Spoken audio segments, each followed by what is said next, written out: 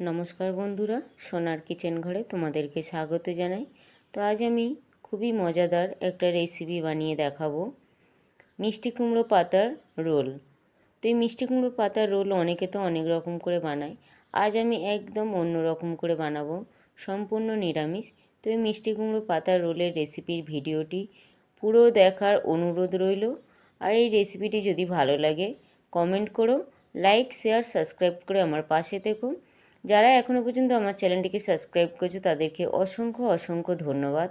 যারা আমার চ্যানেলটিকে এখনও পর্যন্ত সাবস্ক্রাইব করনি, অনুরোধ রইল আমার চ্যানেলটিকে সাবস্ক্রাইব করে আমার পাশে থাকার জন্য। তো এখানে দেখো, মিষ্টি কুমড়ো পাতার রোল বানানোর জন্য আমি এখানে মিষ্টি কুমড়োর পাতা নিয়ে নিয়েছি আর খুব ভালো করে আমি ধুয়ে পরিষ্কার করে নিয়েছি। তারপরে এদিকে দেখো, আমি গ্যাসের মধ্যে একটা কড়াই বসিয়ে দিয়েছি। কড়াইয়ের মধ্যে আমি একটু জল দিয়ে দিলাম। জলটাকে আমি খুব ভালো করে গরম করে নেব।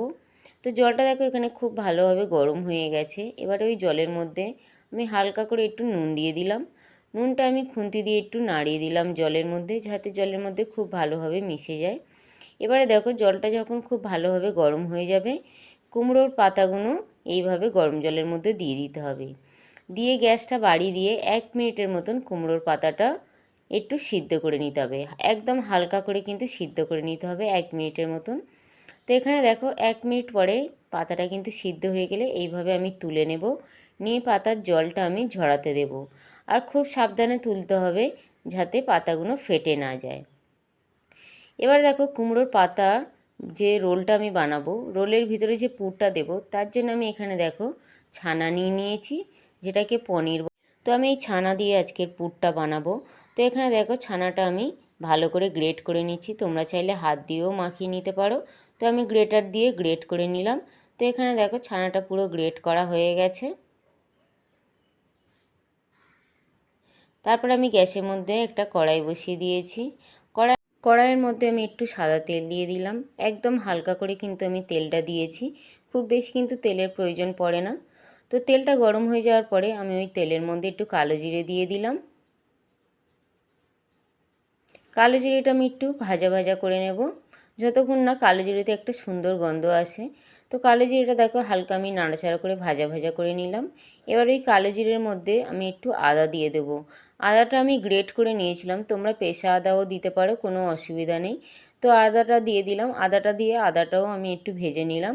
নেওয়ার পরে দেখো, আমি ঝালের জন্য একটু কাঁচা লঙ্কা দিয়ে দিলাম। ঝালটা অবশ্য নিজেদের পছন্দ অনুযায়ী দিয়ে দিতে হবে। তো কাঁচা লঙ্কাটা দিয়েও আমি একটু নাড়াচাড়া করে নিলাম। তারপরে দেখো, আবার একটু আমি নারকেল দিয়ে দিলাম।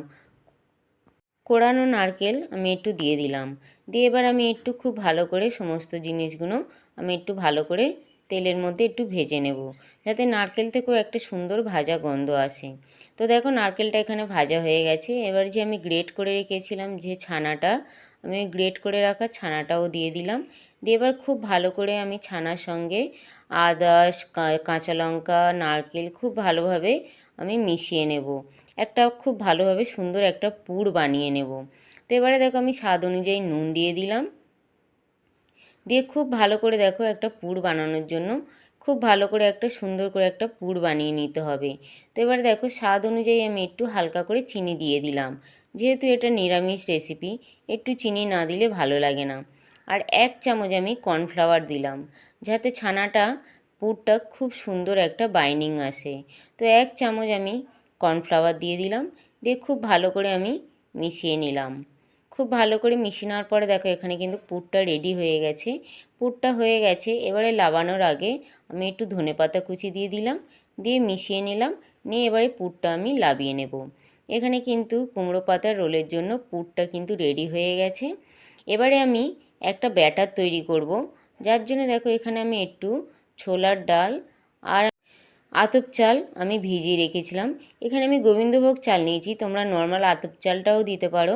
এই ব্যাটারটা তৈরি করলে কিন্তু এই কুমড়ো পাতার রোলের রেসিপিটা কিন্তু খেতে ভীষণই ভালো লাগে। তো খুব ভালো করে কিন্তু আমি এটা অনেকক্ষণ ভিজিয়ে রেখেছিলাম।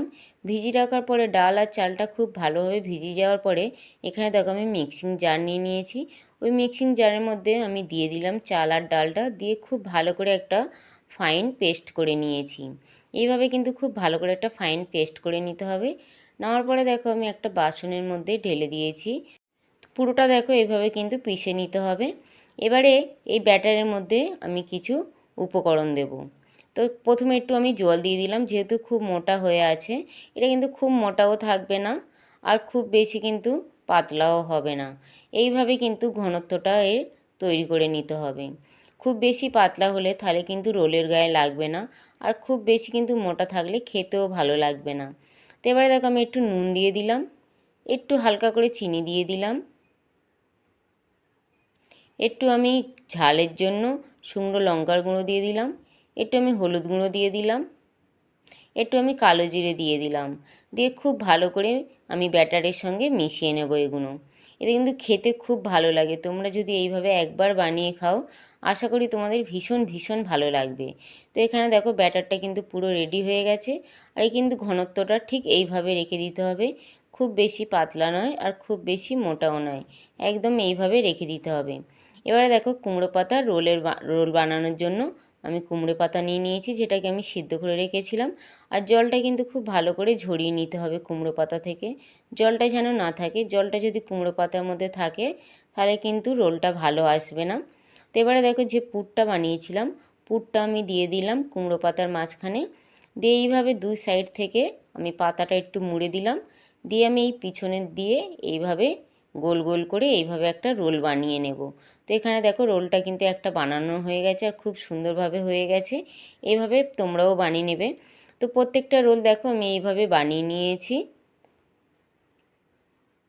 খুব সুন্দর করে কিন্তু এই রোলটা আমি বানিয়ে নিয়েছি। দেখো পাতাটাও কিন্তু খুলবে না, খুব সুন্দরভাবে রোলটা হয়ে গেছে।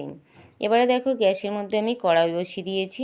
কড়াইয়ের মধ্যে আমি সাদা তেল দিয়ে দিলাম, যেহেতু এটা আমি ডিপ ফ্রাই করব, যার জন্য তেলটা আমি একটু পরিমাণে বেশি দিয়ে দিলাম। দেওয়ার পরে তেলটা খুব ভালোভাবে যখন গরম হয়ে যাবে, এই রকম কুমড়ো পাতার একটা রোল নিয়ে যে ব্যাটারটা আমি বানিয়েছিলাম, ওই ব্যাটারের মধ্যে এইভাবে ডুবিয়ে দিয়ে খুব ভালোভাবে লাগিয়ে নিতে হবে কুমড়ো পাতার মধ্যে। নামার পরে দেখো তেলটা গরম হয়ে যাওয়ার পরে তেলের মধ্যে এইভাবে একে একে ছেড়ে দিতে হবে।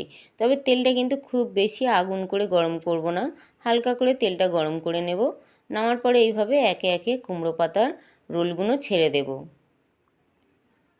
দিলে কিন্তু ভিতর থেকেও খুব সুন্দরভাবে এই কুমড়ো পাতার রোলটা একদম কিন্তু মুচমুচে হবে, খেতে কিন্তু ভীষণই ভালো লাগে। এটা তোমরা চাল আর ডাল ভিজিয়ে না করতে চাইলেও তোমরা বেসন দিয়েও ব্যাটারটা তৈরি করতে পারো, কোনো অসুবিধা নেই তাতে। কিন্তু এইভাবে করলে কিন্তু খেতে কিন্তু ভীষণই ভালো লাগে, আর খুবই কিন্তু মুচমুচে হয় এই খাবারটা। তো এখানে দেখো একটা দিক ভাজা হয়ে গেছে, তো আমি আর একটা দিক উল্টে দিলাম। দিয়ে দুটো দিক আমি খুব সুন্দর করে লাল লাল করে ভেজে নেব। তো এখানে দেখো খুব সুন্দর করে লাল লাল করে ভাজা হয়ে গেছে কুমড়ো পাতার রোলটা। এবারে আমি কুমড়ো পাতার রোলটা তুলে নিলাম, আর কত সুন্দর দেখতে লাগছে দেখো। আর এটা কিন্তু গরম গরম খেতেও কিন্তু ভীষণই ভালো লাগে। তো বাকি যে কুমড়ো পাতার রোলগুলো ছিল, আমি বাকিগুলো একইভাবে ভেজে নেব। তো এখানে দেখো কুমড়ো পাতার রোলটা কিন্তু পুরো রেডি হয়ে গেছে। আমি তোমাদেরকে একটা কেটেও দেখাচ্ছি। দেখো কতটা মুচমুচে হয়েছে, বাইরেটা তো ভীষণই মুচমুচে হয়েছে, আর ভিতরটা ততটাই সফট। তো দেখো কত সুন্দর দেখতে লাগছে, ভিতরটা সাদা, তার উপরে গ্রিন, তার উপরে ইয়েলো। ভীষণই একটা সুন্দর রেসিপি, খুবই সুন্দর। তোমরাও এইভাবে একবার বাড়িতে বানিয়ে খেয়ে দেখো, আশা করি ভীষণ ভীষণ ভালো লাগবে।